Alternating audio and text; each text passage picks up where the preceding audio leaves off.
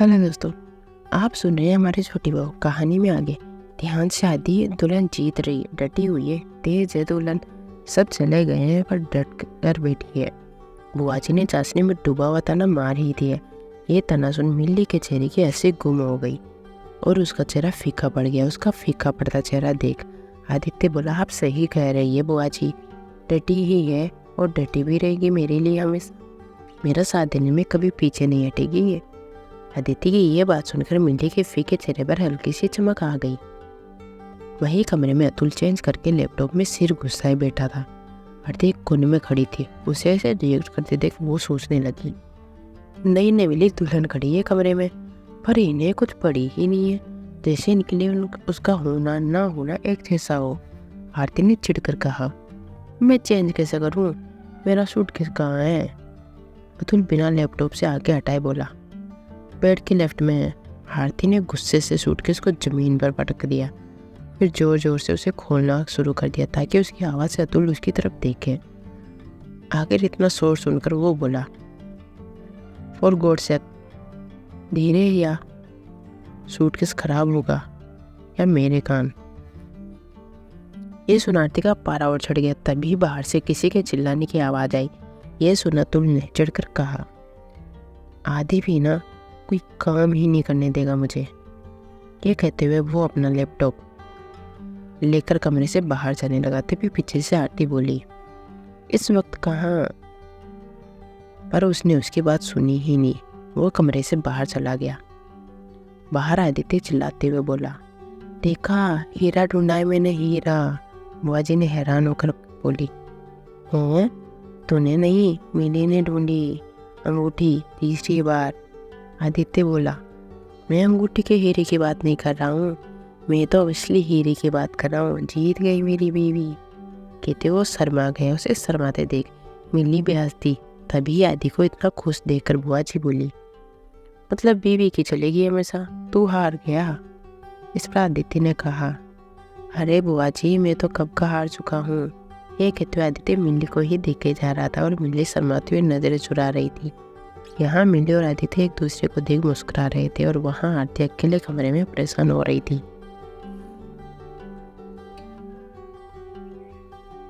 Chapter 12, पहली रात।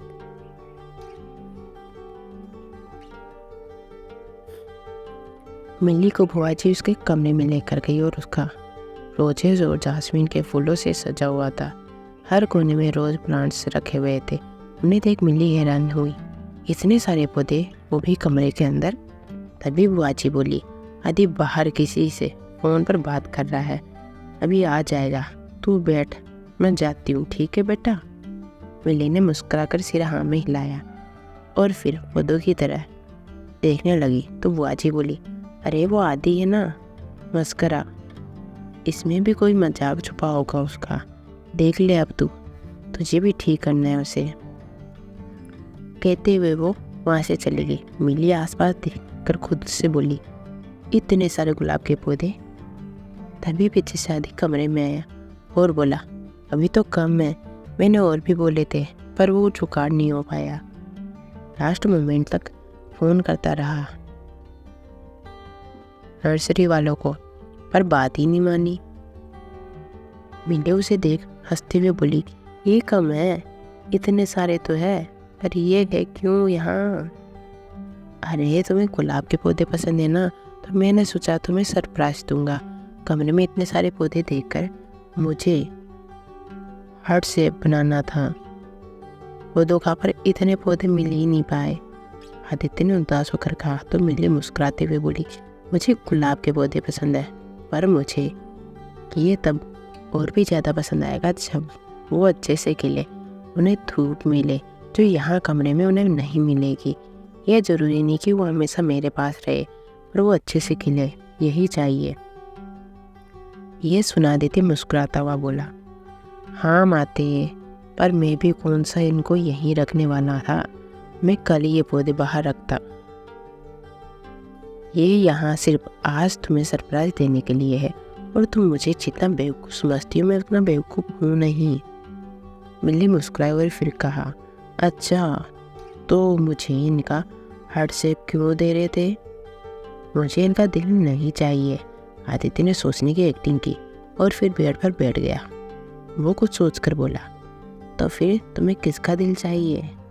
आदित्य की मासूम सी बनाई उस शक्ल के पीछे की शरारत मिली जानती थी, पर वो जवाब नहीं दे पाई, बस नजरें झुकाकर खड़ी रही। ये देख आदित्य ने अपना हाथ आगे किया और मिली ने उसे थाम लिया। मिली का हाथ पकड़कर आदित्य ने उसे बेड पर बिठाया और बोला, बहुत खूबसूरत लग रही हो तुम। ये सुन मिली के लाल गाल हो गए। वो शर्म की वजह से आंखें ऊपर कर ही नहीं पा रही थी। आदित्य उसका हाथ अपने हाथों में लेते हुए बोला, मुझे यकीन नहीं हो रहा कि वाकई में हमारी शादी हो गई है। अब तुम हमेशा मेरे साथ रहोगी। थैंक यू मुझे चुनने के लिए। ये सुनकर मिली की आंखों में आंसू आ गए। वो नम आंखों से बोली, थैंक यू तुम्हें। ये कहते हुए वो जोर से रोने लगी। ये देखा आदित्य ने घबराते हुए पूछा, क्या हुआ, ऐसे क्यों रो रही हो? वो नम आंखों से बोली, मुझे तो लगा ही नहीं था कि मेरी कभी शादी भी होगी। कुंडली के दोस्त की वजह से मैंने कभी उम्मीद नहीं रखी थी, और 3 साल तो बहुत लंबा वक्त होता है। तब तक तो मेरी इतनी उम्र हो जाती पता नहीं, पर फिर तुम आए आदित्य और सब ठीक हो गया। और अब भी कभी कभी डर लगता है। ये सुना आदित्य ने उसका हाथ कसकर पकड़ लिया और हैरानी से पूछा, किस बात का डर लगता है तुम्हें? मिली बोली, इस बात का डर कि कहीं तुम्हें कुछ हो ना जाए, कहीं मेरी कुंडली अब भी। नहीं, मुझे ऐसा नहीं सोचना चाहिए, पर तुम जब बेहोश हुए थे मंडप में, मेरे मन में बहुत बुरे ख्याल आ रहे थे। ऐसा लग रहा था इस सब की वजह मैं ही हूँ। ये सुना आदित्य हंसने लगा और बोला, क्या तुम भी मिली? मेरे बेहोश होने से तुमसे क्या कनेक्शन है? तुम भी फिजूल की बातों पर ध्यान देती हो। कुछ नहीं होता कुंडली वुंडली। उसके ये कहने पर उसने घबराते हुए कहा, पर था तो सही मेरी कुंडली में ऐसा, तुम्हें कुछ होगा थोड़ी, है ना? तुमने दिखाया था ना। मिली के इस सवाल का जवाब आदित्य को समझ नहीं आ रहा था। वो कैसे थे? कुंडली वगैरह में वो बिल्कुल विश्वास नहीं करता था, लेकिन कुंडली में धांधली तो उसने की थी। उसे मन में ये भी लग रहा था कि उसे कम से कम मिली को तो बता देना चाहिए कि उसने क्या किया था। वो उसे झूठ नहीं बोलना चाहता था। उसने सोच रखा था कि शादी के बाद वो उसे सब कुछ बता देगा, पर कैसे, वही उसे समझ नहीं आ रहा था। वो इस समझ में था कि मिली उससे बोली, आई एम सॉरी, तुम्हें बुरा लगा। मैंने तुमसे ये पूछा कि तुमने कुंडली दिखाई तो है। सॉरी, ऐसा नहीं है कि मुझे तुम पर भरोसा नहीं है, तुम्हारी चिंता बहुत है मुझे, इसलिए पूछ लिया। प्लीज़ बुरा मत मानना। उसकी ये बात सुन आदित्य मुस्कुराया और उसने अपना सिर उसकी गोद में रखा और बोला, देखो अब कुछ भी कर लो, मैं तुम्हारा पति हूँ। इतना भी बुरा मानना लो मुझे, मैं नहीं मानने वाला। उसने बिल्कुल बच्चे वाले लहजे में ये कहा और इसे सुन मिली हंस पड़ी। आदित्य ने उसका हाथ पकड़ते हुए, इन कुंडली वगैरह चीज़ों में मैं तो विश्वास नहीं करता। तुम्हारी कुंडली में कोई कुछ भी लिखा हो, मुझे तुमसे ही शादी करनी थी और बस कर ली। फिर वो थोड़ा सीरियस होते हुए बोला, तुम भी इन चीज़ों को इतना सीरियसली मत लो। वैसे एक बात बताओ, किसी को बताना मत, प्रॉमिस? कहते हुए उसने अपनी छोटी उंगली उसकी तरफ बढ़ाई। मिली ने भी मुस्कुराकर अपनी छोटी उंगली उसकी उंगली से मिला ली। आदित्य बोला, ये भी प्रॉमिस करो कि तुम मुझे डांटोगी नहीं। मिली ने हैरान होकर कहा, मैं तुम्हें डांटूंगी क्यों? आदित्य हिचकिचाते हुए बोला, इसलिए क्योंकि मैंने एक कुंडली अपनी मर्जी से बनवा ली थी ताकि हमारी शादी हो जाए। ये सुनते ही मिली चिल्ला पड़ी, क्या? आदित्य भी उठकर बैठ गया और बोला, मुझे पता था तुम चिल्लाओगी। मिली परेशान होते हुए बोली, तुमने ऐसा क्यों किया? अब क्या होगा? तुम्हारी जान खतरे में डाल दी मैंने शादी करके। मैंने ये क्या कर दिया? ये सुनकर वो हंसने लगा और बोला, ये क्या लॉजिक हुआ? एक्चुअली ये उल्टा लॉजिक हुआ। अगर तुमसे शादी ना होती तो डेफिनेटली मैं मर जाता। उसके ये कहने पर मिली ने उसके होठों पर हाथ रख दिया और कहा, ऐसी बातें कोई करता है क्या? आगे से कभी मत कहना ऐसा। आदित्य ने मुस्कुराते हुए उसका हाथ अपने होठों से हटाया और अपने हाथों में लेते हुए बोला, तुम्हें कुंडली पर भरोसा है या मुझ पर? इस पर मिली बोली, तुम पर कैसे भरोसा करूं? तुमने तो कुंडलियां ही बदल दी। उसके ये कहने पर आदित्य ने अपना सिर पकड़ा और उसने कहा, अगर भरोसा तोड़ना होता तो मैं आज भी तुम्हें नहीं बताता, पर मैं नहीं चाहता कि हमारे रिश्ते की शुरुआत झूठ से हो, इसलिए मैंने तुम्हें यह सब सच बता दिया। चाहता तो कभी नहीं बताता। Because I really don't care about कुंडली एंड ऑल दैट। पर मैं तुम्हारी फीलिंग्स नहीं हर्ट करना चाहता, इसलिए मैंने तुम्हें बताया। पर अगर पहले ही पता होता कि तुम ऐसा रिएक्ट करोगी, हमारी शादी ही नहीं होती फिर। मुझे भी तो समझो, मिली बोली। पर अब मैं क्या करूं? हर दिन इस डर में जीऊं कि तुम्हें कुछ हो जाएगा। आदित्य ने फिर अपना सिर पकड़ लिया। जब मैं खुद जिससे तुम्हारी सो कॉल्ड कुंडली के हिसाब से खतरा है,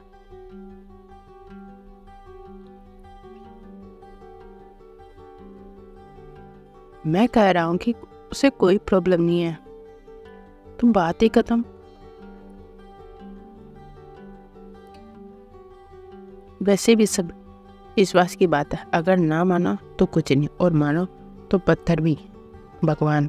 और जब मैं मान ही नहीं रहा हूँ कि कुछ होगा ही नहीं, क्यों कुछ नहीं होगा? मुझे बड़ी मोटी चमड़ी हूँ मैं। अगर ज़्यादा गिल्टी फील हो तो 3-4 व्रत रख लेना मेरे लिए, मैं भी रखूँगा तुम्हारे लिए।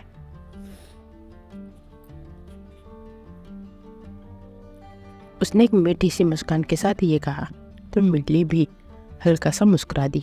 फिर बोली, और बाकी सब लोग?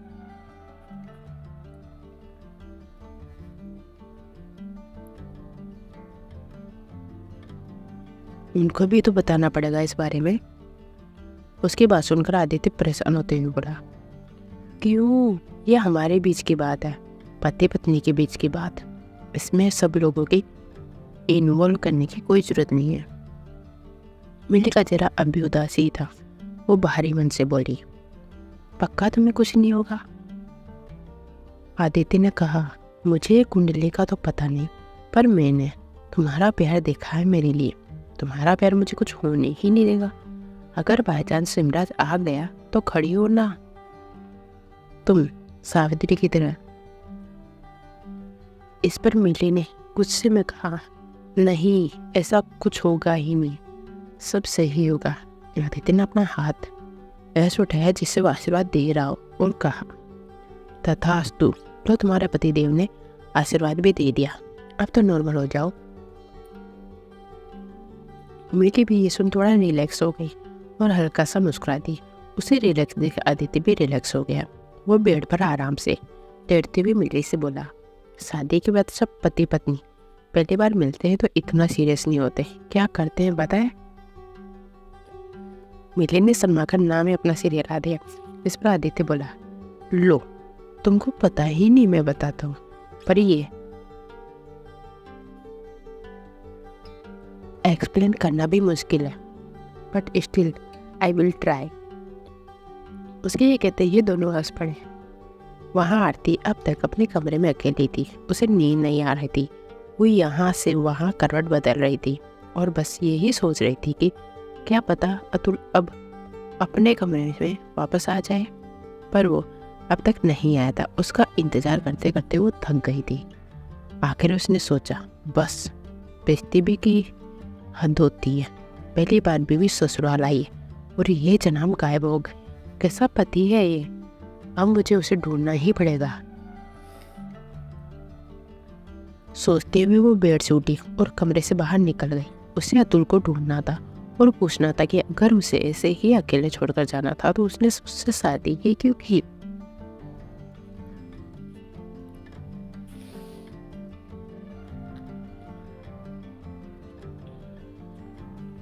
आंगन से गुजरते वो मिली और आदित्य के कमरे की तरफ से निकली तो अंदर से दोनों की हंसने की आवाज़ सुनकर वो चिढ़ गई और खुद से बोली, सही है बेटा, सीधी सीधी बनकर छोटे वाले बेटे को फंसा दिया।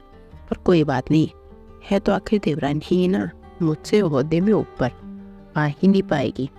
ये कहते हुए वो आगे बढ़ी, पर उसे अतुल कहीं नहीं दिखा। वो खुद से ही बड़बड़ाते हुए चल रही थी। पता नहीं था मुझे कि शादी की पहली रात खुद 2 बजे भूतों की तरह घर में अपने पति को ढूंढने के लिए इधर उधर घूमना पड़ेगा। हद हो गई। वो अतुल को ढूंढते ढूंढते छत पर पहुंची तो वहां से अतुल मिला। वो वहां झूले में सो रहा था और उसकी गोद में लैपटॉप था। उसे ऐसे सोते देख वो बोले, ये लोग यहाँ पड़े हुए हैं जनाब, कांटे लगे क्या मुझे जो रूम में लैपटॉप पर काम नहीं कर सकते थे? ये कौन सा ज़रूरी काम है जो इस वक्त ही करना है? ये ठीक है, अभी ये मुझे जानता ही नहीं है। अब मैंने कोई गेम शुरू ही नहीं किया, धीरे धीरे मैं सब वश में कर ही लूँगा। सुबह होते ही अतुल की आंखों पर तेज धूप पड़ने की वजह से वो जल्दी उठ गया। वो अभी आंखें ही मीच रहा था कि उसने सामने कुर्सी पर सोती हुई आरती को देखा तो उसे वहां देख वो हैरान हो गया। उसने देखा कि कल रात जो लैपटॉप उसने अपनी गोद में रखा था वो सामने टेबल पर पड़ा था और उसने चादर ओढ़ी हुई थी। उसने सोचा कि वो तो कोई चादर ही लेकर नहीं आया था। फिर उसने आरती को देखा और सोचा ये आरती ही लाई होगी। तभी आरती की गर्दन नींद में झुकी और उसकी नींद खुल गई। उसने सामने अतुल को जागते हुए देखा। वो सीधे देख बड़े मासूम तरीके से बोली, आप उठ गए, चाय पीएंगे? अतुल ने उसे देखा और फिर बोला, नहीं मैं चाय नहीं पीता। इस पर आरती ने पूछा, तो कॉफी? आरती की बात सुनकर वो वहां से उठकर जाने लगा। आरती ने गुस्से में अपना हाथ झटका और खुद से बोली, पता नहीं कौन सी पिक्चर का हीरो समझता है अपने आप को, इतना भाव खाता है। और खाने दे आरती, अभी से भाव, अभी से समझना बाकी है। एक बार ये लड़का समझ में आ जाए फिर आगे पता चले कि कैसे इसे अपनी मुट्ठी में करना। पर है तो कुछ पहले ये लड़का, धीरे धीरे सारे राज खुल जाएंगे। ये कहते हुए वो वहां से उठी और छत से नीचे की ओर जाने लगी। ड्राइंग रूम में चाय पीती वहां उन दोनों को इतनी सुबह छत से आते देख हैरान हो गए। उन्होंने अतुल से पूछा, क्या हुआ बेटा, इतनी सुबह छत पर क्यों? नथिंग मोम, कहते वो अपने कमरे की तरफ चला गया। तभी आरती आगे आकर बोली, एक्चुअली मैम अतुल मुझे अपने घर का सबसे फेवरेट कोना दिखाना चाहते थे तो वो मुझे छत पर ले गए। वहाँ घंटों झूले पर अकेले बैठना उन्हें पसंद है। मुझे भी वहाँ सुकून सा लगा। नुमा को आरती की बात थोड़ी अजीब लगी। वो उससे बोली, ठीक है, अगर तुम दोनों को सुकून मिल गया हो तो अब आराम से रेडी भी हो जाओ और बहू के पहले रसोई में जाने की रस्म भी पूरी कर दो। तभी आदित्य और मिली अपने कमरे से बाहर आए। दोनों बिल्कुल नहा धोकर रेडी थे। मिली ने आगे आकर उमा के पाँव छुए तो उमा बोली, प्लीज इतना ज़्यादा करने की कोई जरूरत नहीं है, ये पाँव छूना एंड ऑल दैट रोज नहीं करना प्लीज।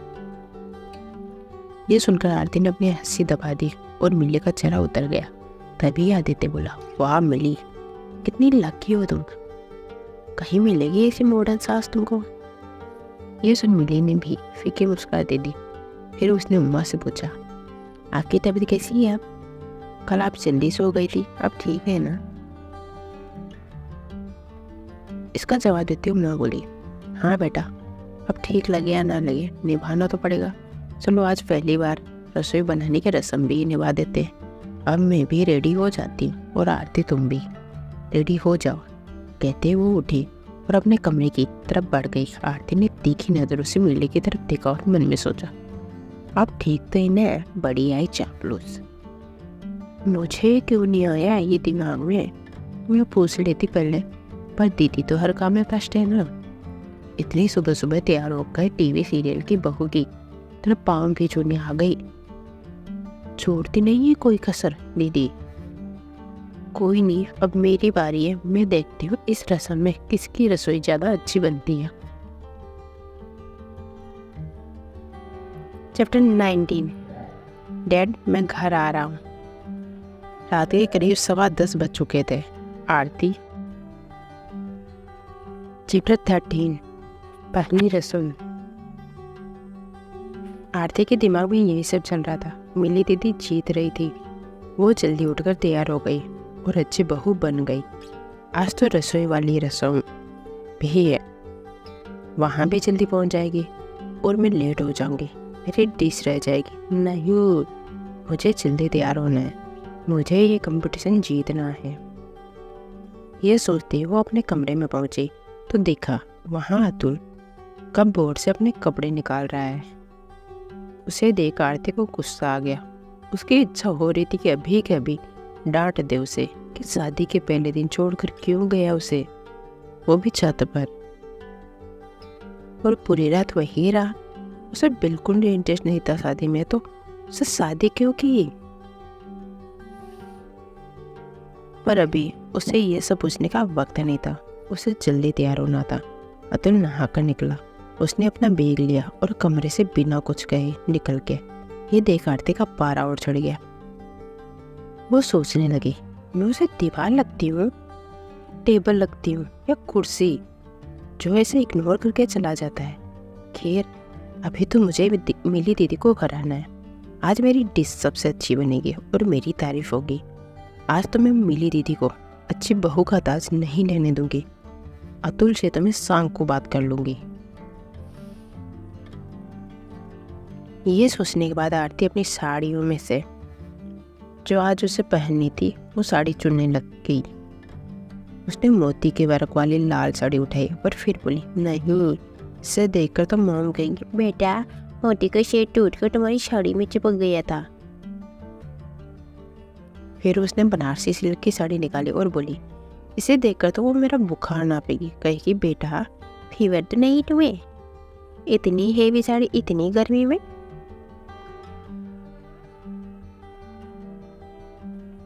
पैरासीटामोल दो बेटा। फिर उसने चिकन की साड़ी निकाली और बोली, हाँ ये ठीक है, पर ये ज़्यादा सादी तो नहीं है। नहीं, बड़े लोग सादे और महंगे कपड़े पहनते हैं और यही उन्हें क्लासी लगता है, ये साड़ी ठीक है। काफ़ी मशक्क़त के बाद उसे एक साड़ी पसंद आई और वो तैयार होने चली गई। पर जब वो साड़ी पहन रही थी तो उससे साड़ी पहनी ही नहीं गई। वो खुद से बोली, माँ ने कितना कहा साड़ी पहनना सीख ले, पर मैंने उनकी एक नहीं सुनी। हमेशा मिली दीदी ही साड़ी पहनाती थी, पर अब क्यों पहनाएगी। तब छोटी बहन थी ना मैं, अब तो जेठानी हूँ उसकी, अब नहीं पहनाएगी।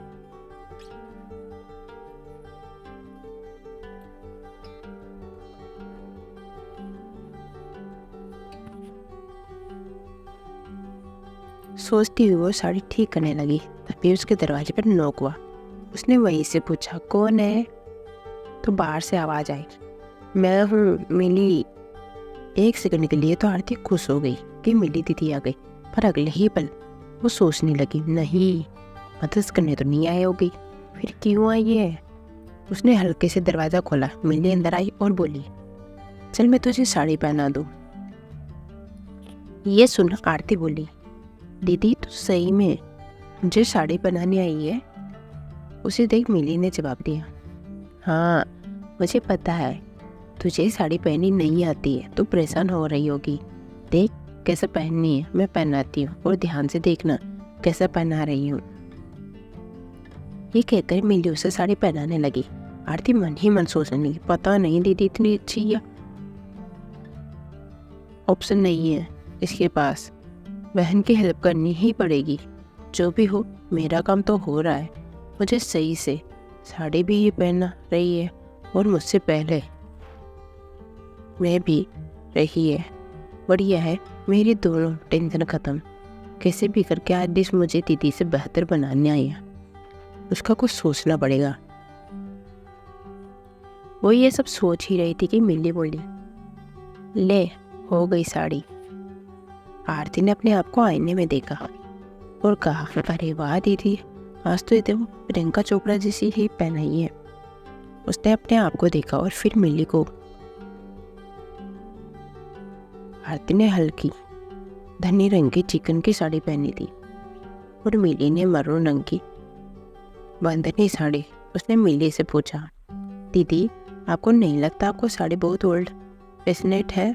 माँ जी ने ये ना कहे बेटा, एंटी यूनिक तो मुझे भी पसंद है, पर तुम्हारे लिए नहीं। ये सुन मिली हंस पड़ी और उसे सिर पर हल्की चपत लगाते हुए बोली, बड़ी बदमाश है तू, एकदम मोम के जैसे। कहा तूने? फिर अपनी साड़ी की तरफ देखते हुए बोली, ये साड़ी वाकई पुरानी है, नानी की ये साड़ी। तुझे तो पता है मैं हर त्योहार पर या तो माँ की या नानी की साड़ी पहनती हूँ। आज का दिन किसी त्योहार से कम नहीं है मेरे लिए, इसलिए आज मैंने नानी की साड़ी पहनी। मुझे तो ये साड़ी ओल्ड फैशनेट नहीं लगती, ना जरी ना सुरमा, बस असल बंदनी का काम। बहुत प्यारा है ये, अब ये किसी को पसंद हो या ना हो, मैं यही पहन रही हूँ। ये सुना आरती बोली, वाह दीदी, तुझे तो डर ही नहीं लगता। मुझे तो बहुत डर लगता है मोम से। मैंने सुरमे वाली निकाली थी, पर फिर ये सोचकर रख दी कि कहीं ये ना बोल दे। इन्वर्टर है हमारे यहाँ, तो इमरजेंसी लाइट की जरूरत नहीं है। ये सुन मिली फिर हंसती और फिर आरती को उसने हल्की सी चपत लगाई और आरती बोली, दीदी अब मैं आपकी छोटी बहन नहीं हूँ, जेठानी हूँ। ऐसे हल्के में मुझे चपत नहीं लगाना। मिली मुस्कुराते हुए बोली, तो भारी से लगाऊं चपत तुझे? ये सुन आरती ने मुंह बना लिया। उसे नाराज होते देख मिली बोली, अच्छा बाबा सॉरी, अब चलिए जेठानी जी, सासू माँ हम दोनों का इंतजार कर रही होगी। दोनों बहनें तैयार हो ड्राइंग रूम में पहुंची। मोम ने तेज बोली, तो फाइनली सूरज उग गया, रस्म शुरू करें। ये सुन बुआ जी ने कहा, अरे सूरज नहीं, चांद आए, वो भी दोनों बहू बहुत सुंदर लग रही हो। मैंने तो एक सरप्राइज गिफ्ट भी लेकर रखा है, जो भी सबसे अच्छी डिश बनाएगा उसे मैं गिफ्ट दूंगी। और हाँ, बुआ जी का गिफ्ट ऐसा वैसा नहीं होता, तो दोनों कस के कमर बांध लो। गिफ्ट की बात सुना आरती की आंखें चमक गई। वो सोचने लगी, चलो कुछ तो अच्छा सुनने को मिला। गिफ्ट सही में हाई फाई होगा, क्या पता यूएस का ट्रिप ही हो। वो अपने ख्यालों में ही थी, तभी उमा बोली, हाँ अब दोनों सुंदर सुंदर बहुए सुंदर सी एक डिश भी बना ले। चलिए किचन में चलते हैं। वो किचन की तरफ गई और उनके पीछे पीछे आरती और मिली भी। उमा किचन में पहुंचकर बोली, हमारे परिवार में ये सबसे अहम रस्म रही है। शादी के बाद बहू रसोई में जब पहली बार कुछ बनाती है तो मीठा ही बनाती है, इसे शुभ माना जाता है। फिर ये मिठाई बहू खुद अपने हाथों से सबको परोसती है। इससे वो घर में सब लोगों के लिए रेस्पेक्ट आदर दिखाती है और इससे रिश्तों में और मिठास घुसती है। यह सब सुन आरती ने मन ही मन सोचने लगी, सासू माँ ना हुई, स्कूल की प्रिंसिपल हो गई। ये तो बिल्कुल स्कूल की मॉर्निंग असेंबली लेक रही है। जल्दी आगे बढ़े और हमें खाना बनाने दे।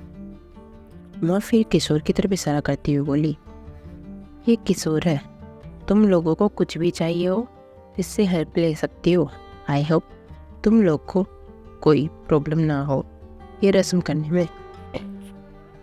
इस पर मिली बोली, प्रॉब्लम क्यों होगी मॉम? घर के रिवाज और संस्कार आगे बढ़ाना प्रॉब्लम कभी नहीं होनी चाहिए। उसी से तो घर होता है। उसके ये कहते ही आरती मन ही मन बढ़ाई। पता नहीं दीदी कहाँ से ले आती है ऐसे भारी भरकम डायलॉग्स, इसे तो राइटर होना चाहिए था। मिली की बातें सुन आरती अपनी आंखें घुमा रही थी, तभी वो उससे बोली, आरती। ये सुन उसे झटका सा लगा और वो बोली, जी जी मैम। तुम बड़ी बहू हो, इसलिए पहले तुम परोसोगी, तो थोड़ा जल्दी बनाना। आई होप तैयार होने जैसे इसमें देर नहीं होगी बेटा। यह सुन आरती थोड़ा गुस्सा हुई, पर फिर वो शांत होकर बोली, नहीं मैम देर नहीं होगी, आप ज़्यादा टेंशन मत लीजिए, वैसे भी आपकी तबीयत कल ठीक नहीं थी। फिर मिली ने भी कहा, हाँ मैम आप प्लीज़। उसके बाद पूरी होने से पहले ही माँ जानबूझकर वहाँ से चली गई, जैसे उन्हें सुनना ही ना हो कि मिली क्या कह रही है। ये देख आरती को थोड़ी सी हंसी आई, पर फिर अपनी हंसी दबाकर वो मिली के पास गई और बोली, कोई नहीं दीदी, सुना नहीं होगा उन्होंने, और देर भी हो रही है, चलो जल्दी कुछ मीठा बनाते हैं। मिली ने भी अपने मन को समझाकर मीठा बनाना शुरू कर दिया। उसने सोचा आदित्य को काजू बर्फी बहुत पसंद है, मैं वही बनाती हूँ। उसने काजू पीसना शुरू किया। आरती ये देख मिली से पूछा, दीदी तू क्या बना रही है? मिली ने कहा, मैं काजू बर्फी। ये सुन आरती बोली, वाह मैं खीर बनाऊंगी, याद है हर शरद पूर्णिमा माँ तुझे नहीं मुझसे चावल वाली खीर बनवाती थी। मेरे हाथ की खीर उसे बहुत अच्छी लगती है, तेरी खीर से भी ज़्यादा अच्छी। ये सुन मिली मुस्कुराते हुए बोली, तू वाकई बढ़िया बनाती है खीर, वही बनाना। आरती किशोर से बोली, किशोर भैया मुझे एक बड़ा सा बर्तन और 1 किलो दूध चाहिए। उसने दूध उबालने रखा। वो दूध हिलाकर बोर हो रही थी। उसे ये प्रोसेस बहुत बोरिंग लगता था। बस दूध हिलाए जाओ हिलाए जाओ हिलाए जाओ। पहले उसने यही सोचा था कि कम मेहनत वाला काम है, लेकिन बोरिंग भी है। मिली ने इतने में मिक्सी घुमा दी, सास ने बना दी। आरती तो उसे देखकर ही थक रही थी। फिर लगा ठीक है बोरिंग है, पर कम से कम इतना काम तो नहीं है जितना दीदी कर रही है। इतने में उम्मा वापस किचन में आई और उन दोनों को देख बोली, ब्रेकफास्ट का टाइम होने वाला है, सब टाइम पर तैयार हो जाए तो अच्छा होगा। फिर आरती को देख बोली, बेटा तुम्हें कुछ और करना हो या हेल्प चाहिए तो बताना, तुम कब से यही कर रही हो। आरती को ये सुन थोड़ा गुस्सा आया, लेकिन वो नकली मुस्कुराहट के साथ बोली, नहीं मॉम मैं कर लूँगी। मिली बोली, हाँ मॉम मिली अपनी बात भी पूरी नहीं कर पाई थी उमा। फिर उसे बिना सुने वहाँ से चली गई। ये देख आरती का सारा गुस्सा चला गया। वो मन ही मन मुस्काई और ये सोचकर खुश हो गई कि भले ही सासू माँ उसे तना देती हो, पर मिली से तो बात करना भी पसंद नहीं करती। मतलब उसकी वैल्यू अपनी सासू माँ की नज़रों में मिली से तो ज़्यादा है।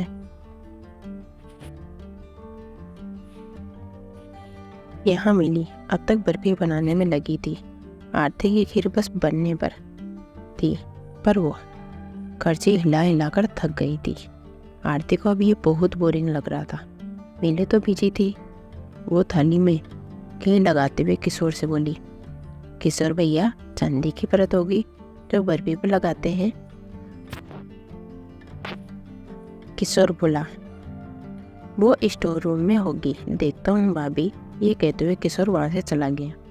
तभी आरती के फ़ोन पर माँ का कॉल आया। उसने गैस स्लो की और अपने कमरे की तरफ जाने लगी। तभी विंडी उससे बोली, कहाँ जा रही है तेरी खीर? आरती इरिटेट होते हुए बोली, वो होती रहेगी अपने आप, स्लो कर दी है गैस मैंने। मन में उसने मिली को कोसा कि बड़ी आई, डैड होशियार, मेरी खीर की फिक्र करने वाली। मुझे अक्ल नहीं है क्या, जिसे खुद को ही आता खाना बनाना। कमरे में जाकर उसने कॉल उठाया, हाँ माँ कैसी हो? दूसरी तरफ से शांति बोली, अरे मेरी छोड़, तू बता कैसा है ससुराल, कितने नौकर है वहाँ?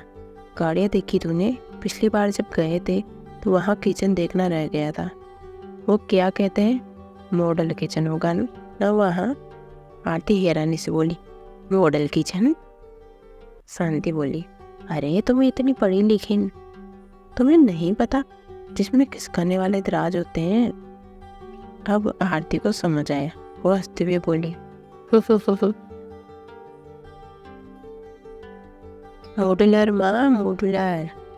शांति बोली, हाँ वही मॉडुलर। पर तू तो अभी किचन में गई नहीं होगी, नौकर जो है इतने, तू आराम से बैठी होगी है ना?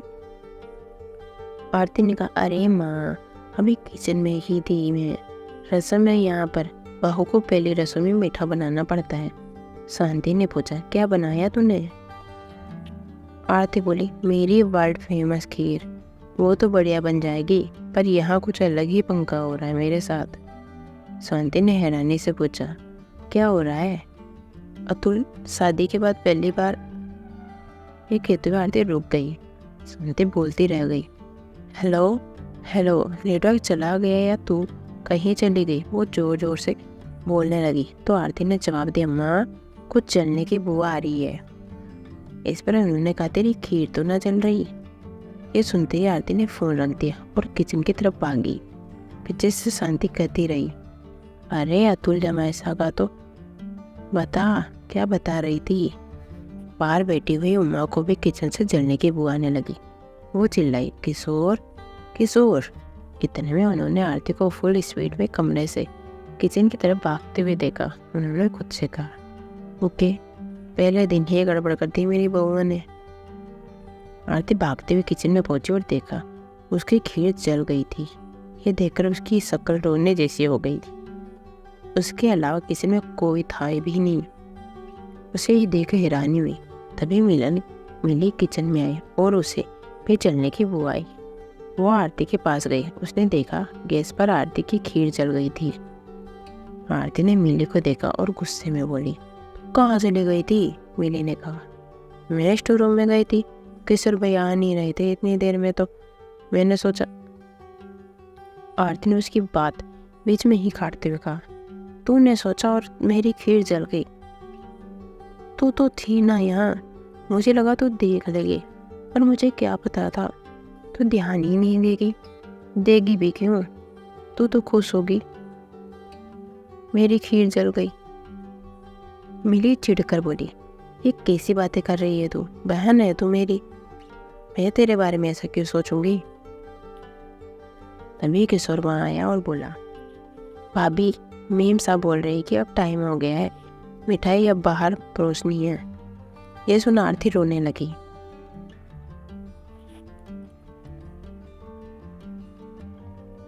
चैप्टर 14, बहन का फर्ज या बहू का। आरती को रोते देख मिली ने उसके कंधे पर हाथ रखा और बोली, रो मत, कुछ करते हैं, तेरी खीर ठीक करते हैं। यह सुन आरती ने मिली का हाथ पकड़ा और बोली, दीदी, मुझे नहीं समझ आ रहा है कि मैं इसे कैसे ठीक करूँ, आप करो ना कुछ। चलने के बाद जितनी भी खीर कढ़ाई में बची थी उसे मिली ने दूसरी कढ़ाई में निकाला और उसमें कुछ करने लगी। तभी किशोर वापस आया और बोला, आप आ रही हैं ना मिठाई लेकर, सब इंतजार कर रहे हैं।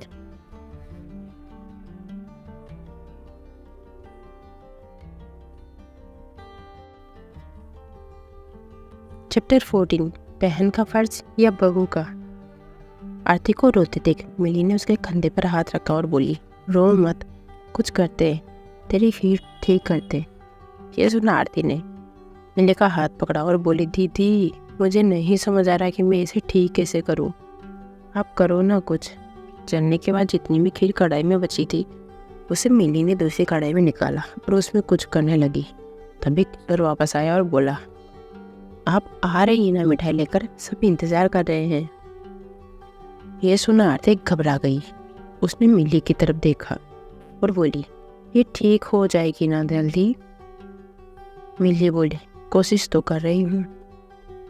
आरती ने मिली की थाली देखी, उसमें बर्फी जमी हुई थी। ये देखकर आरती के मन में आइडिया आया। वो मिली से बोली, दीदी, तब तक मैं आरती की बर्फी पर वर्क लगा रख कर उसे काट देती हूँ, आप मेरी हेल्प कर रही हैं, मैं भी तो आपकी हेल्प करूँ। यह सुनकर मिली मुस्कुराई और उसने हाँ में सिर हिला दिया। आरती ने बर्फी पर चांदी का वर्क चढ़ाया और उसके टुकड़े निकालकर प्लेट में सजाने लगी। उसकी बर्फी बहुत बढ़िया लग रही थी। आरती की इच्छा हो रही थी कि वो यहीं लेकर बाहर चली जाए, लेकिन ये दीदी की डिश थी। फिर उसके मन में ख्याल आया कि फिर दीदी को भी ध्यान रखना चाहिए था ना, जब मैं नहीं थी किचन में।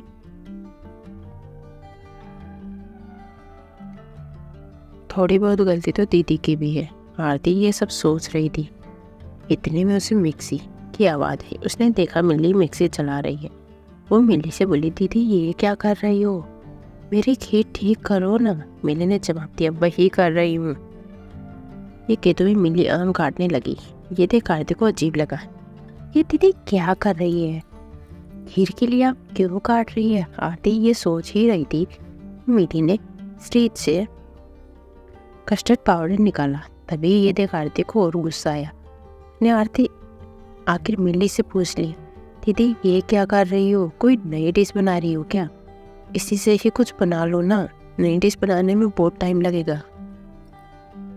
ये सुन मिली बोली, मैं इसी डिश को ठीक कर रही हूँ। ये खीर जल गई थी ना, तो इसे दूसरे बर्तन में निकाला ताकि इसकी स्मेल चली जाए, पर इसकी स्मेल जा ही नहीं रही।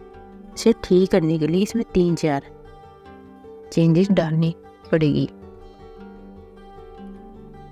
ये सुना आरती डर गई और उसने सोचा, 3-4 चीजें और पढ़ने से ऐसा ना हो कि जलने की स्मेल क्या ये डिश ही खत्म हो जाए।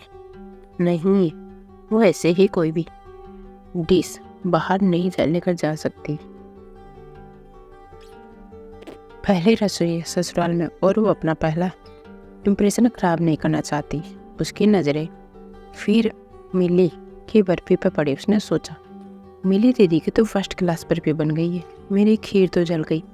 काश ये बर्फी मैं लेकर जा सकती। दीदी तो मास्टर शेफ खेल रही है मेरी खीर के साथ, ना जाने इनमें क्या रिजल्ट आएगा। मेरी खीर का क्या सोचा था, क्या हो गया। सोचा था खीर बहुत आसान है, मैं अच्छी भी बनाती हूँ, सब शेट। पर यहाँ तो सब अपसेट हो गया। वहाँ बाहर ड्राइंग रूम में सब इकट्ठे बैठे थे और बहू की पहली मिठाई का वेट कर रहे थे। उमा जी बोली, ये दोनों क्या मास्टरशिप में पार्टिसिपेट कर रही है? It is just a dish, एक रस्म है, सब उनके लिए बस करची ही हिलानी है, इतना सीरियस नहीं होना है। किशोर किशोर किशोर आया और बोला, जी मैम साहब। उमा जी उससे बोली, किशोर अभी किचन में जाओ और उनसे कहो कि अगर वो मास्टरशिप भी खेल रही है, time is over now, for good sake. जो भी है, जिससे भी बना है, लेकर आ जाए। आदित्य ने उमा जी से बोला, अरे माँ, सब्र का फल मीठा होता है। इस पर उमा जी ने जवाब दिया, बेटा ऑलरेडी मीठा ही बना रही है, अगर मैंने और सब्र किया तो उनकी डिश और मीठी हो जाएगी, खराब हो जाएगी उसकी डिश। उसे ही बचाने के लिए मैं भेज रही हूँ किशोर को। किशोर जाओ अभी ही। आदित्य बोला, अच्छा मैं खुद देख कर आता हूँ क्या हो रहा है। उमा जी ने उससे गुस्से में कहा, क्यों, तुम क्यों जाओगे? आदित्य बोला, हेल्प, अगर कुछ चाहिए तो जल्दी भी बन जाएगी डिश। उमा जी बोली, हेल्प करने के लिए ही किशोर को भेज रही हूँ, तुम बैठो। ये सुन आदित्य मान गया। उमा जी ने मन में सोचा, आदित्य तो बिल्कुल ही लट्टू बन रहा है मिली। बुआ जी ने उमा से कहा, देख लो भाभी, पहले दिन पहली रसोई में जो देर हो गई तो बहू हमेशा ही देर करेगी। इस पर उमा जी ने हंसते हुए बोली, देर तक तो फिर भी ठीक है, कुछ खाने को लेकर आए। उधर किचन में आरती परेशान हो रही थी कि और मिली उसकी खीर को ठीक कर रही थी। आरती के तो खीर का कुछ अता पता ही नहीं था। उसमें आगे आकर चम्मच में अपनी खीर टेस्ट की और बोली, ये तो खाया ही नहीं जा रहा है, अब भी ठीक नहीं हुआ ये दीदी।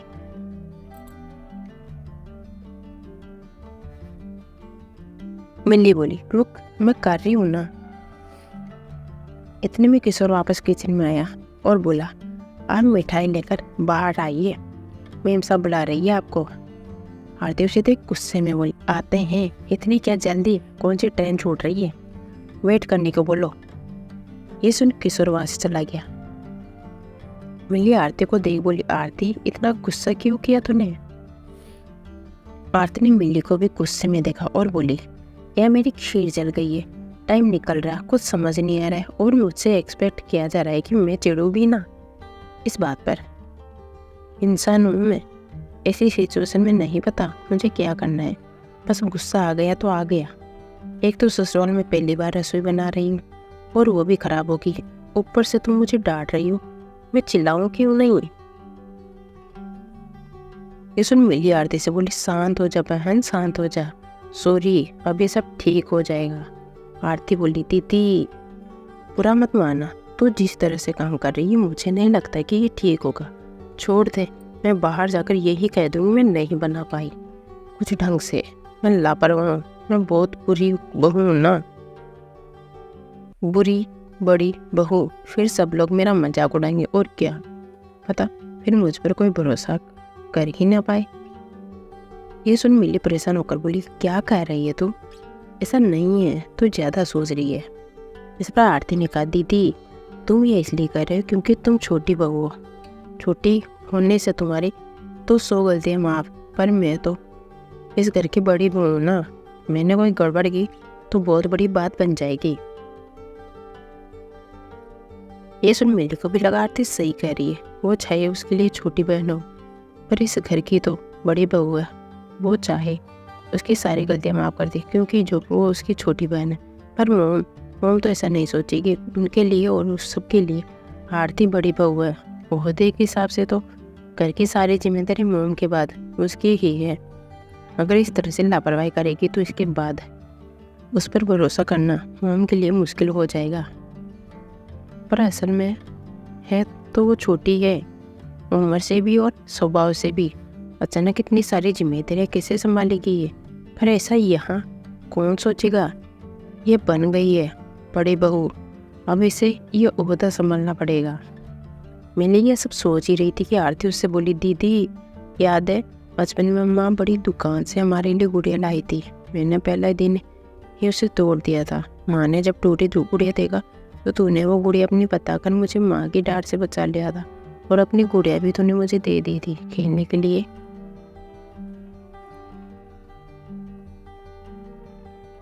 ये सुन मिली को भी बचपन की याद आई और वो मुस्कुरा कर बोली, हाँ याद है, माँ ने मुझे ज़्यादा डांटा नहीं था। वो समझ गई थी कि मैं झूठ कह रही हूँ। आरती हंसते हुए बोली, हाँ हम दोनों माँ की डांट से बच गई। माँ इमोशनल हो गई कि एक को बचाने के लिए दूसरी झूठ बोल रही है। एक्चुअली दीदी तो सब संभाल लेती है, इस बार भी संभाल लेना। आरती ने ये कहा तो मिली ने प्यार से उसके सिर पर हाथ रख दिया। आरती बोली, दीदी काश आज भी बचपन की तरह मैं आपके पीछे छुप सकती। अब मैं भी तुम्हारे गुड़िया मतलब डिश ले लेती, पर अब ये कैसे होगा? तुम्हें भी ससुराल में पहला इंप्रेशन अच्छा करना होगा। तुम क्यों हेल्प करोगी?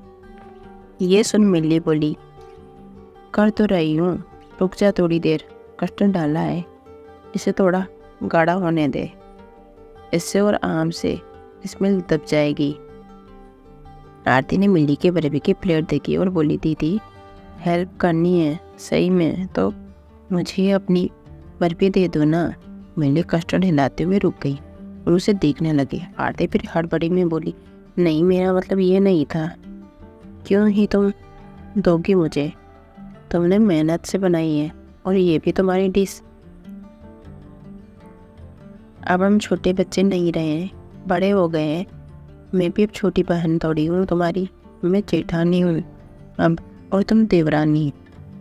आरती को पता था इस तरह की बात मिली को जरूर चुभेगी, और चुभी भी। मिली बोली, फिर वही बात आरती, तू मेरी छोटी बहन है और हमेशा रहेगी, समझी? उसने आरती को सिर पर चपत लगाते हुए बोला, ले जाइए बर्फी। ये सुन आरती खुश होगी। वो बोली, सच्ची ले जाऊं? मिली मुस्कुरा कर बोली, हाँ ले जा। आरती ने फिर मुंह बनाने की एक्टिंग की और बोली, तुम दीदी तुम क्या करोगी? मिली बोली, मैं अपना देख लूंगी, तू जा। वैसे भी तू बड़ी बहू है, तू गलती नहीं कर सकती। तू ये बर्फी की प्लेट बाहर लेकर जा और तेरी बड़ी बहन सब संभाल लेगी, ठीक है? आरती ने मिली को गले लगाया और कहा, नहीं दीदी मैं ऐसा नहीं कर सकती, मैं बहुत बुरी हूँ। वो तो मेरे मुंह से निकल गया। आरती के मन में तो बर्फी की सहनाएं बज रही थी, पर दीदी को दिखाने के लिए उसे लगा हल्का सा नाटक करना जरूरी है। मिली ने आरती के कंधे पर हाथ रखा और बोली, अच्छा हुआ जो मुंह से निकल गया, आइडिया अच्छा है। ये कहकर मिली ने अपनी बर्फी वाली प्लेट ली और मुस्कुरा कर आरती से बोली, जा सिमरन जी ले अपनी जिंदगी, जा सिमरन जी ले अपनी जिंदगी, ले जा इसको। आरती ने फिर से पूछा, आर्य शोरती थी? मिली ने हाँ में सिर हिलाते हुए कहा। उसके हाथ में प्लेट पकड़ाई और आरती से फिर से मिली को गले लगा लिया और बोला, थैंक यू दीदी। मिली बोली, कितना थैंक यू बोलेगी, अब जा भी। बाहर मोम और सब लोग वेट कर रहे होंगे। ये सुना आरती ने कहा, हाँ दीदी, सब लोग तो ठीक है, पर मोम वो तो मेरी ऐसी बेइज्जती करती है जितनी मैथ्स की टीचर ने भी आज की थी स्कूल में। फिर बोल देगी, बेटा बर्फी के लिए काजू होलसेल मार्केट लेने गई थी या?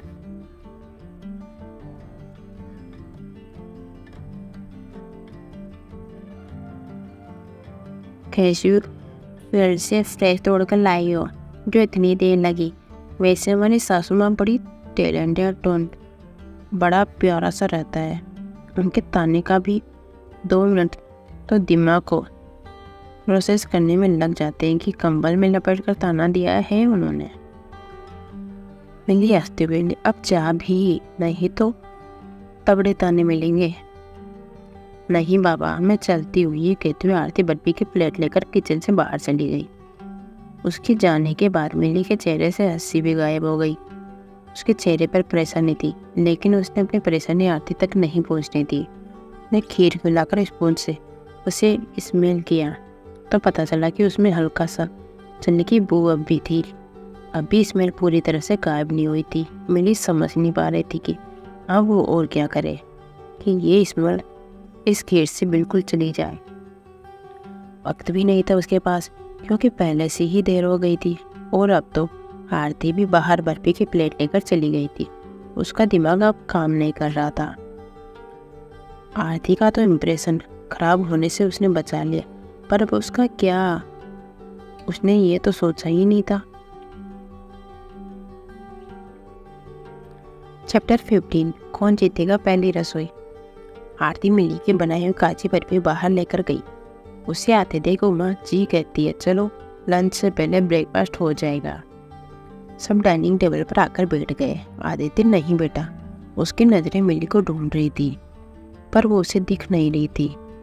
उसे यूँ इधर उधर देखते हुए उमा जी बोली, आदि मिली नहीं आई है अब तक, तुम कुछ खा लो, जब तक आ जाएगी। कम से कम एक तो dish I. I am happy with it. Aditya परेशान हो बोला, क्यों नहीं आई वो अब तक?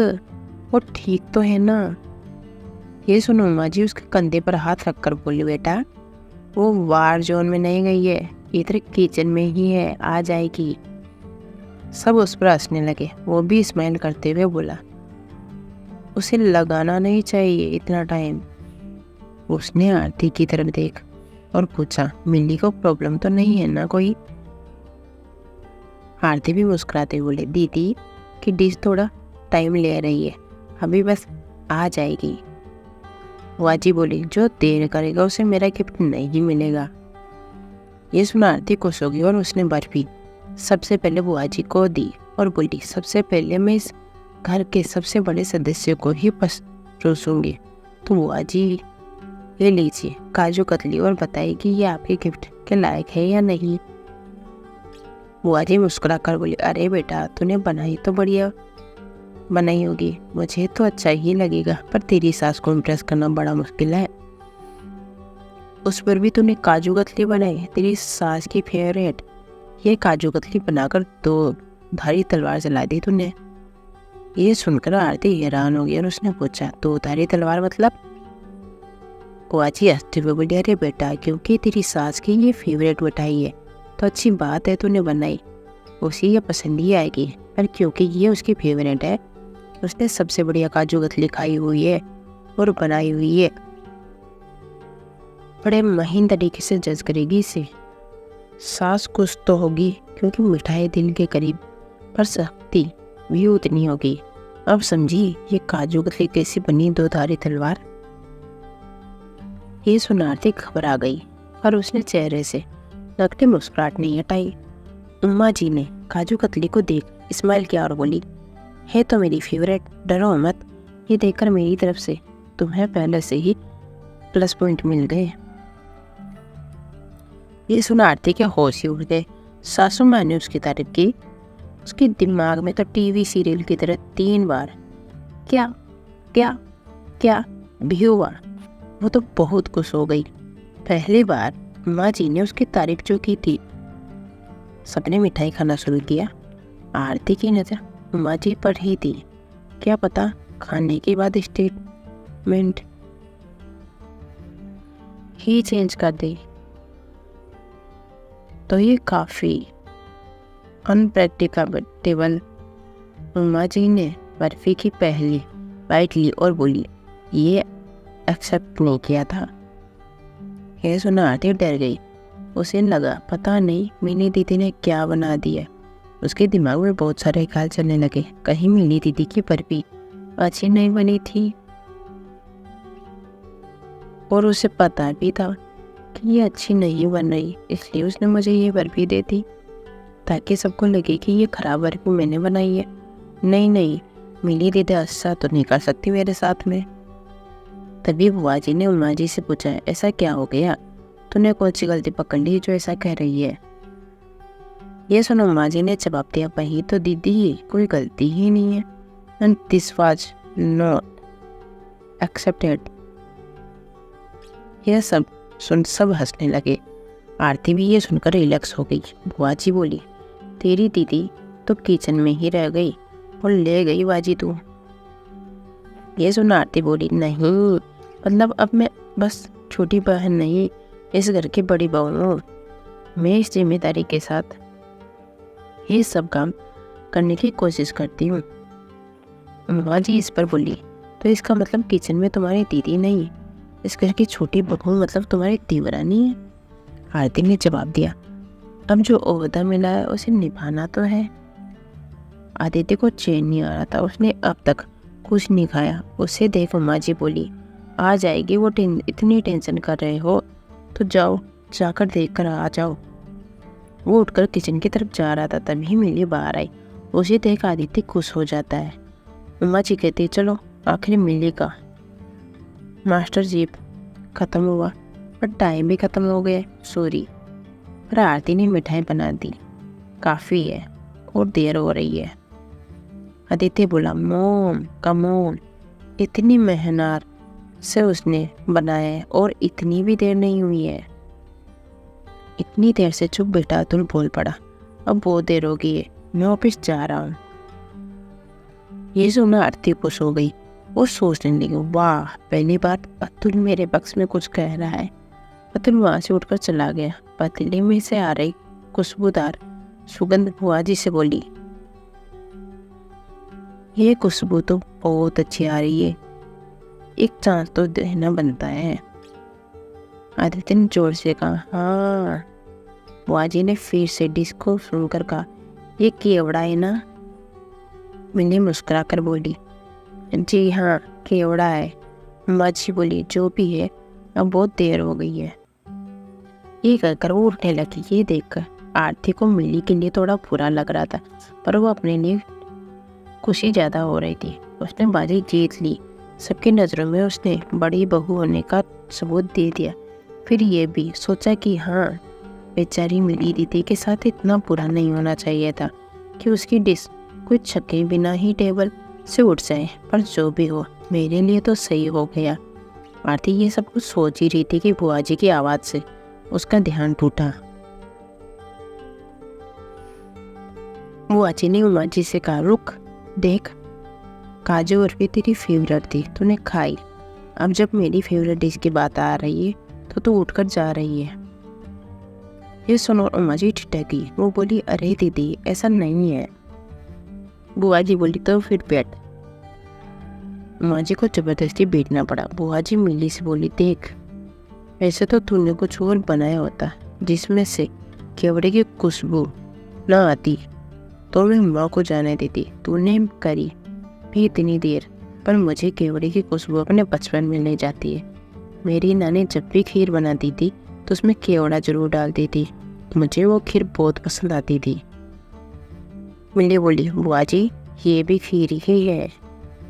माँ जी ने पतीले की तरफ देखा, फिर उसमें चम्मच घुमाया। उन्होंने हैरानी से कहा, ये इतनी खड़ी और पीली, सिर्फ खीर नहीं है ये। उनके ये कहने पर मिली बोली, ये है तो आपकी बचपन वाली केवड़े की खीर, थोड़ा मॉडर्न टच के साथ। यह सुन बुआ जी की बहन चिढ़ गई। वो बोली, मेरी फेवरेट डिश से इतनी छेड़छाड़। मिली ने कटोरी में उसे परोसा और बुआ जी के आगे रखते हुए बोली, खाकर तो देखिए। बुआ जी ने चम्मच से उसे चखा और फिर कुछ वक्त के लिए चुप हो गई। आदित्य के मन में चल रहा था कि ये डिश बुआ जी को पसंद आ जाए। आरती के मन में ये चल रहा था कि दीदी को ज़्यादा डांट ना पड़े, थोड़ी में ही हो जाए बात। सबकी नज़रें बुआ जी पर थी, खासकर उमा जी की, जो सोच रही थी कि कैसे भी ये डिश बुआ जी को रिजेक्ट कर दे और वो मिली को आता देखे। बुआ जी ने सबको देखा और बोली, ऐसे क्यों देख रहे हो सब मुझे? आदित्य बोला, बुआ जी अब सस्पेंस क्रिएट करके बैठी हैं और कह रही हैं ऐसे क्यों देख रहे हो आप सब मुझे? बताइए ना खीर कैसी है? बुआ जी बोली, ये खीर नहीं है। ये तो आरती ने अपनी आंखें मीच ली कि बस अब दीदी को डांट पड़ने वाली है। बुआ जी ने आगे कहा, ये खीर बिल्कुल नहीं है, ये मेरा बचपन है जो तूने पतीले में ला रखा है मेरे सामने। मेरी नानी दिवाली पर बनाती थी, आम की खीर नहीं, बिल्कुल वैसा स्वाद पर है। मुझे कम मिलती थी हमेशा। हम 11 भाई बहन थे, मैं सबसे छोटी, सबसे लास्ट में मुझे मिलता था सबसे कम। तो मैं ना चुपके से रस्सी हुई मैं चली जाती थी। इससे पहले कोई और खीर खाए मैं अपने हिस्से का खाकर आ जाती थी। फिर जो हिसाब से लास्ट में मिलता था वो भी चट कर देती। थोड़ा मॉडर्न टच पर वो नहीं आ रहा, बहुत प्यारी बनी है। कहते वो बुआ जी इमोशनल हो गई। आदित्य ने आगे जाकर बुआ जी को गले लगाया और बोला, मतलब मेरी बुआ बचपन में नोटी थी और मेरी नोटी बुआ को मेरी बीवी की खीर है आपको अपनी नानी की याद दिला दी। ये सुन सब हंसने लगे और बुआ जी ने उसे हल्के से सिर पर चपत लगाई और कहा, हाँ वाकई मेरी नानी के हाथों का स्वाद है इसमें। फिर वो मिली को बुलाते हुए बोली, मिली बेटा इधर आ। मिली उनके पास गई। बुआ जी ने अपने दुपट्टे की छोर से रुपए निकालते हुए बोली, ये ले, ये सिर्फ पैसे नहीं मेरा आशीर्वाद है। दिल खुश कर दिया तूने बचपन की याद दिलाकर। आदित्य बोला, मुझे भी परोसो, मैं भी खाऊंगा। मिली ने मुस्कुराकर उसे खीर परोसी। फिर खाते हुए आदित्य बोला, वाह वाह मेरी बीवी क्या खीर बनाई है, आप भी खाओ। इस पर माँ जी ने कहा, नहीं पेट में जगह नहीं है। तो आदित्य बोला, मोम थोड़ा तो खाना ही पड़ेगा, नहीं तो बुआ जी फिर नाराज हो जाएगी, है ना बुआ जी? बुआ जी ने खीर खाते हुए हाँ में सिर हिलाया तो अम्मा जी को भी जबरदस्ती खानी पड़ी। खीर टेस्ट करके वो भी वाकई अच्छी है। आदित्य बोला, तो बुआ जी आपको याद है आपने कहा था कि जिसकी भी डिश अच्छी बनेगी आप उसे गिफ्ट देगी, तो बताओ मेरी बीवी जीत रही है कि नहीं? बुआ जी ने इस पर सीरियस फेस बनाते हुए कहा, देख रूल्स के हिसाब से आरती टाइम पर टास्क पूरा करके जीत गई, पर स्वाद के हिसाब से तेरी बीवी ने बाजी जीती। अब तो बता मैं क्या करूं? आदित्य सोच में पड़ गया। इतने में मिली बोली, बुआ जी के वक्त पर जिसने काम पूरा किया जीत तो उसकी ही होनी चाहिए, आप ये गिफ्ट आरती को ही दीजिए। आदित्य बोला, ये की तूने दीदी वाली बात? हाँ बुआ जी आप गिफ्ट आरती को ही दे दीजिए। बुआ जी ने हंसते हुए कहा, सही है, बचपन में जब मैं पकड़ी जाती थी ना खीर खाते हुए तो मेरी दीदी भी मुझे ऐसे ही बचाती थी। यूँ कहा थी मैं भी कमरे से गिफ्ट लाती। यह कहते हुए बुआ जी कमरे में चली गई। यह सब सुना आरती का खून खोल रहा था। अब तक की उसकी बड़ी बहू बनने की सारी मेहनत मिली ने पानी में डाल दी थी। इतना बड़ापन दिखाने की क्या जरूरत थी उसे? बुआ जी आप ना गिफ्ट आरती को ही दे दीजिए। बन गई आखिर बड़ी बहन, खो दिया मैंने बड़ी बहू का ओहदा। ये खीर कैसे ठीक कर दी दीदी ने? मुझे तो लगा इतनी सारी चीजें डाल रही है कुछ तो गड़बड़ बनेगा, पर इसने तो फर्स्ट प्राइज ही जीत लिया और बड़े दिल वाले बनकर मुझे काहे रात में दे गई दी प्राइज। वाह दीदी तुम तो मुझसे भी आगे निकली, एक तीर से दो शिकार कर लिए, मेरी सारी प्लानिंग फेल कर दी। काश में दीदी की ठीक की हुई खीर ही लेकर जाती। इतनी में बुआ जी अपने कमरे से गिफ्ट लेकर आ गई। उनके हाथ में नीले रंग का वॉलवेट का बॉक्स था जो उन्होंने आरती के हाथ में दिया। वो बोली, ये ले आरती, ये मेरी तरफ से तुम्हारे लिए तोहफा, इसे संभाल कर रखना बड़ा कीमती है। आरती का दिमाग चलना शुरू हो गया। वो सोचने लगी, बॉक्स है तो थोड़ा बड़ा, पर वॉलवेट का भी, ऊपर से कह रही महंगा है, मतलब इसके अंदर कोई नेकलेस होगा, क्या पता चोकर हो असली सोने का। पहले जमाने में चोकर बहुत पहनते थे लोग। चलो गिफ्ट तो मिला। आरती की तो इच्छा हो रही थी कि वो इसे अभी खोलकर देख ले। उसे बॉक्स को इस तरह निहारते हुए देख बुआजी बोली, बेटा खोल ले, अभी खोलकर देख ले क्या है। आरती मुस्कुराई और उसने फटाफट बॉक्स खोला और देखा उसके अंदर थी कर्सी। आरती ये देख हैरान हो, उसने कर्सी को हाथ में उठाया और उसे ध्यान से देखने लगी। उसने सोचा, इतने हाई बनाकर ये क्या निकला इसमें से, ये तो चीटिंग कर रहे हैं सब मेरे साथ। बुआजी बोली, ये मेरी नानी की कर्सी है, लकी कर्सी, इसमें खाना कभी खराब नहीं बनता।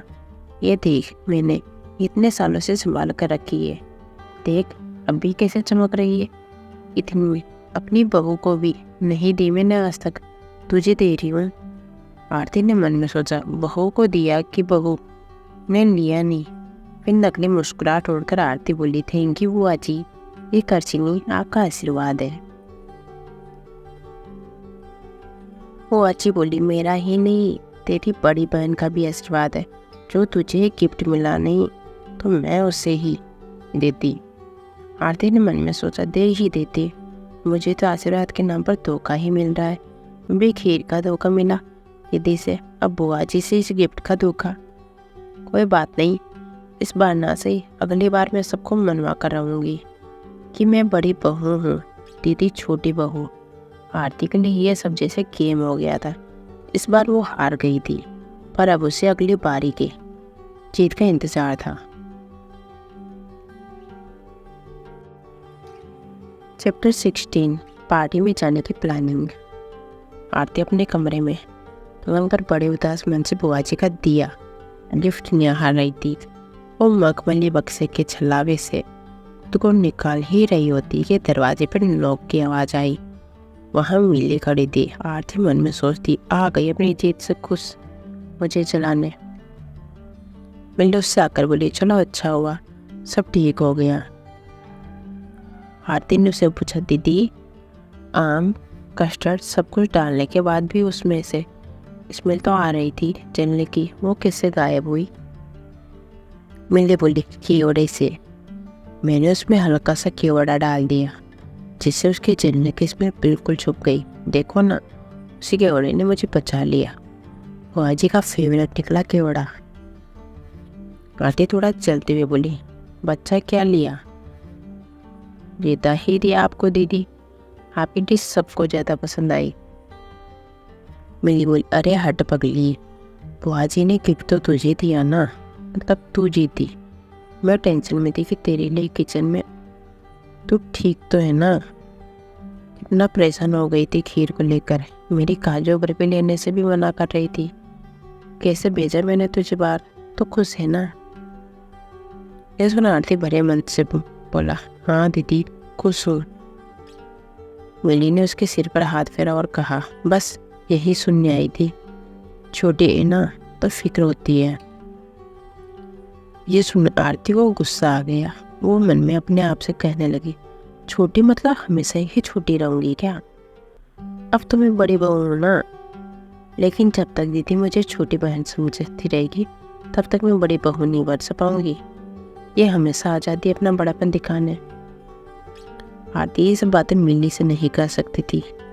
मिली के सामने तो वो मुस्कुराई और बोली, दीदी अब आप मेरी फिक्र करना बंद करो, मैं बड़ी हो गई हूँ, अब मैं अपने आप को संभाल सकती हूँ, आपको मेरी दीदी बनने की जरूरत नहीं है, अब तो मैं खुद बड़ी बहू बन गई हूँ।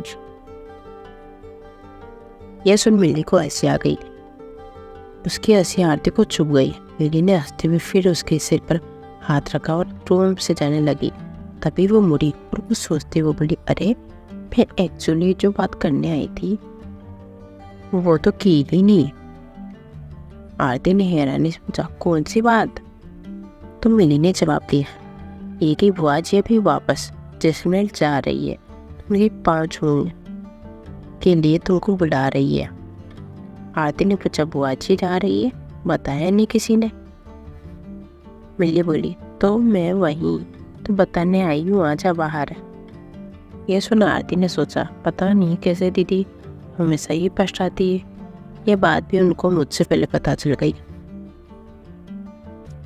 ड्राइंग रूम में बुआ जी के पाँव छूते हुए आदित्य ने कहा, बुआ जी प्लीज मत जाइए ना, अभी तो आई थी आप शादी में।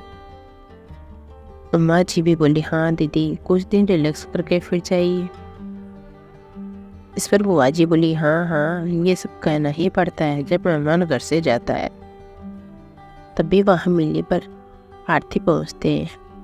मिली ने बुआ जी की ये बात सुनकर कहा, बुआ जी से मत कहिए कि आप मेहमान, आप इस घर की बेटी है। अगर आप ऐसा कहेंगी तो मुझे अपने मायके में ऐसा ही लगेगा कि मैं भी मेहमान हूँ, वहाँ बेटी नहीं। ऐसा मत कीजिए ना बुआ जी, मुझे बुरा लगता है। ये सुन बुआ जी खुश हो गई और मिली के पास आकर उसके सिर पर हाथ रख दिया। वो मिली से बोली, बेटा मैं तुझसे एकदम सच कहूँगी, तुझसे अब झूठ बोलने का मन नहीं करता। शुरू में तो मुझे लगा था कि ये आदित्य ने किसे चुन लिया, इसकी कुंडली में भी नहीं आती है। ये है भी बड़ी बेटी घर की, इसी की छोटी बहन से अतुल की शादी भी हुई। ये सब क्या है? तुम इस घर के लिए सही भी हो या नहीं?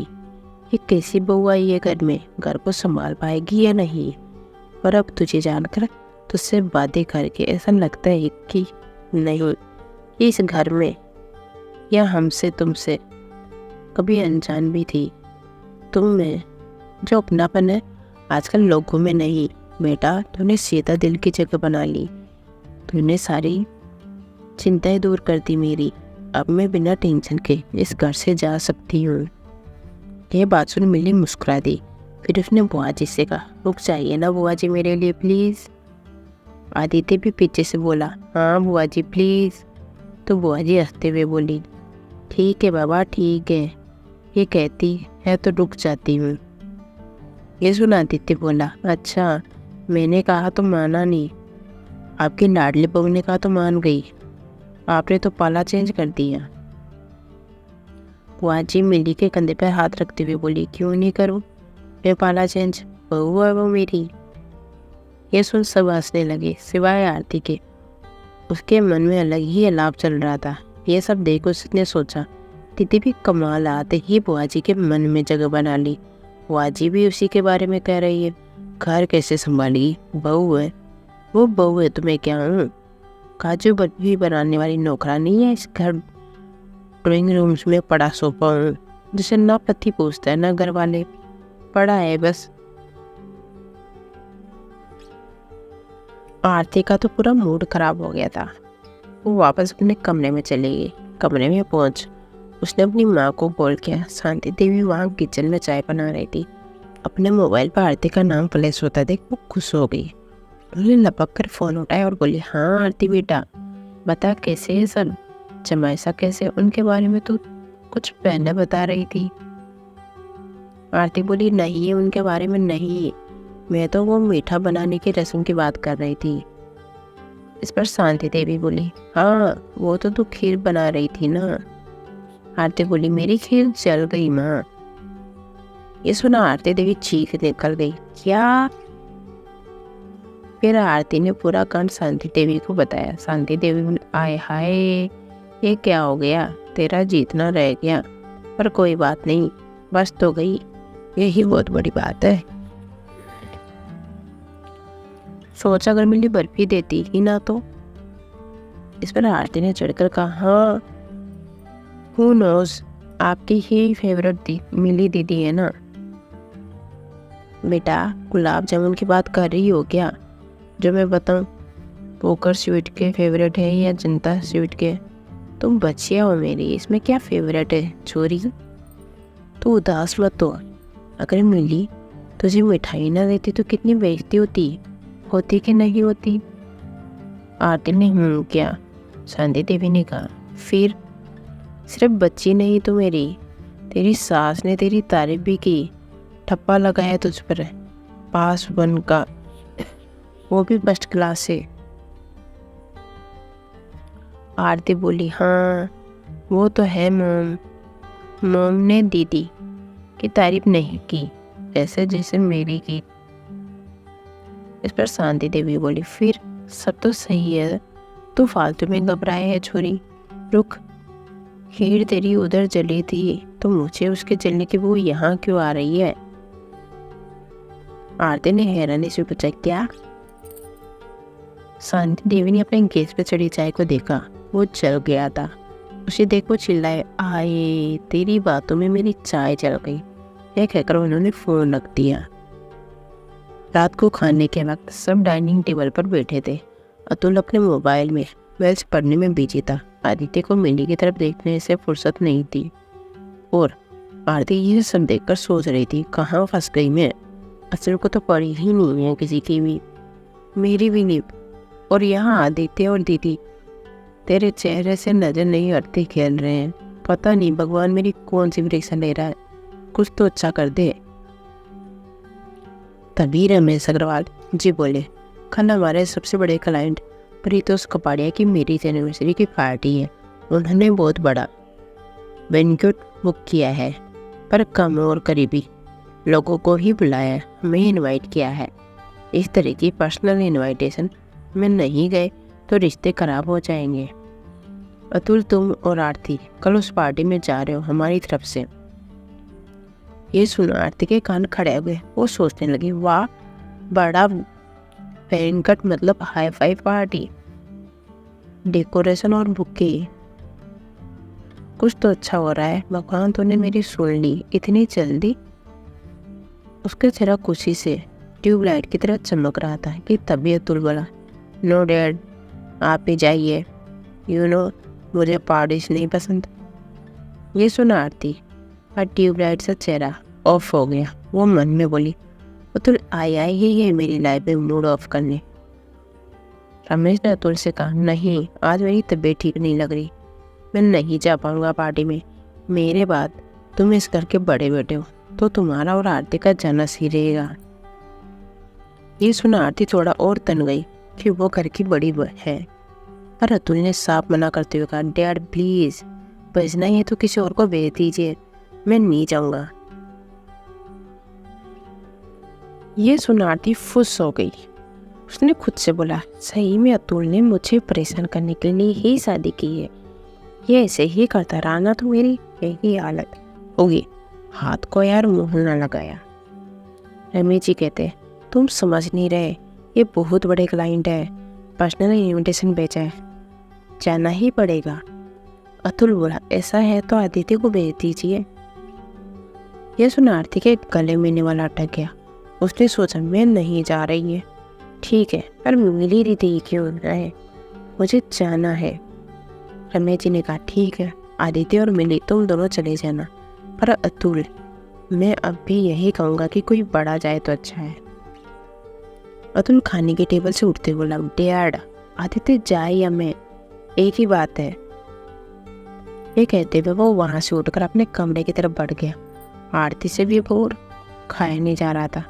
उसने अपने पति पर गुस्सा आ रहा था। इतना अच्छा मौका मिला था उसे हाई सोसाइटी की पार्टी अटेंड करने का, उसके खुद के पति ने गुड़ ऊपर कर दिया। फिर से मिली को तवज्जो मिल गई। रमेश ने आदित्य की तरफ देखकर कहा, तुम तो जाओगे ना पार्टी में? आदित्य बोला, हाँ डैड बिल्कुल, मैं और मिली दोनों जाएंगे, शादी के बाद की हमारी पहली पार्टी है। यह कहते हुए वो मिली को देख मुस्कुराए। मिली भी उसे देख मुस्कुरा दी। यह सब देख आरती जल रही थी। वो अब ये और नहीं देखना चाहती, इसलिए उठकर वहाँ से चली गई। वो कमरे में गई तो देखा वहाँ भी अतुल बेड पर किताब लेकर बैठा था। आरती ड्रेसिंग टेबल के पास गई, अपने आप को आईने में देखा, फिर आईने से अतुल को किताब पढ़ते हुए देखा। उसने अपने बाल बनाए और बेड पर आकर बैठ गई। उसने अतुल की तारीफ देखा और पूछा, आपको पार्टी में जाना नहीं पसंद? अतुल ने कोई जवाब नहीं दिया। वो अपना मुंह किताब में गड़ाए बैठा था। आते वो गुस्सा आ रहा था और उसने कंट्रोल करके बोला, मैं आपसे बात कर रही हूँ, समझ आ रहा है? आपने किसी मजबूरी में मुझसे शादी की है क्या? वो मजबूरी क्या है वो तो आप बता सकते हैं। इतना तो जानने का हक है मेरा। शादी अकेले आपने नहीं की है, मैं भी हूँ। यह सुना तुमने उसकी तरफ देखा और बोला, क्या कोई मजबूरी नहीं है?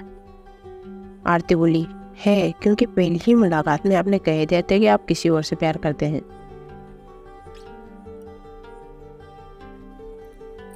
ये सुना तुमने गुस्से में जोर से किताब बंद की। उसे ये करते देख आरती थोड़ा डर गई। अतुल ने गुस्से में आरती की तरफ देखा और बोला, तुम्हें उस बात की चिंता करने की कोई जरूरत नहीं है। अब वो लड़की मेरी जिंदगी से जा चुकी है। अब मैं किसी से प्यार नहीं करता, ठीक है? अरे तो उसे शादी करना मेरा डिसीजन था, कोई प्रेशर नहीं था मेरे ऊपर, समझी? और कुछ पूछना है? आरती ने नाम में सिर हिलाया। अतुल ने लाइट्स ऑफ की और सो गया। आरती को ये बहुत अजीब लगा। वो सोचने लगी, इस तरह से कौन अपनी पत्नी से बात करता है? पर कुछ तो है जो ये छुपा रहे हैं, नहीं तो इस तरह से कोई बिहेव नहीं करता।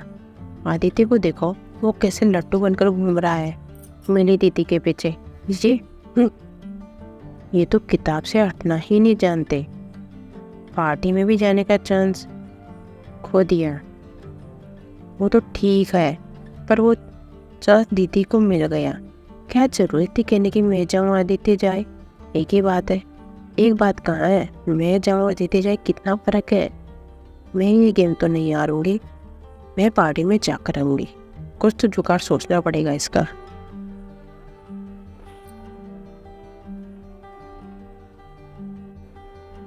अतुल के मना करने के आरती हार नहीं मानने वाली थी। अतुल को तो वो मना करने से रही, पर अपनी बहन को तो मना सकती थी। फिर आरती के दिमाग में प्लान चलने लगे कि कैसे मिली को पार्टी में जाने से रोका जाए। उससे मिली की कमजोर नस भी पता थी। उसने प्लान सोच भी लिया। अगले दिन आरती उसने प्लान के साथ तैयार थी।